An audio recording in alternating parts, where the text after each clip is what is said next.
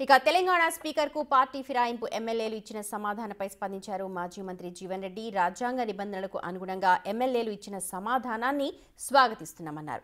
ఎమ్మెల్యేలు పార్టీ మారలేదని సమాధానం ఇచ్చారు. పార్టీ మారకపోతే వచ్చిన ఇబ్బంది ఏం లేదన్నారు. అయితే ఎమ్మెల్యేల సమాధానంపై తదుపరి నిర్ణయం స్పీకర్ తీసుకుంటారన్నారు జీవన్ రెడ్డి.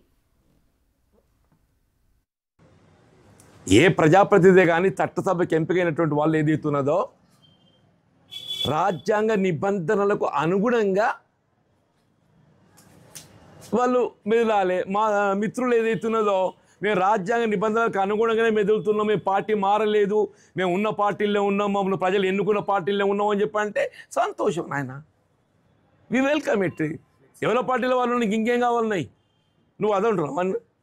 మీరు చెప్పిన ప్రకారంగా ఏది వాళ్ళు స్పీకర్ గారికి ఇచ్చినటువంటి వివరణ ప్రకారంగా మేము పార్టీ మారలేదు, మేము ఎన్నికైనట్టు ఒక పార్టీలోనే కొనసాగుతున్నామని చెప్పని పేర్కొన్నట్టు ఇవాళ పత్రికల్లో వచ్చింది. మీరు కూడా అదే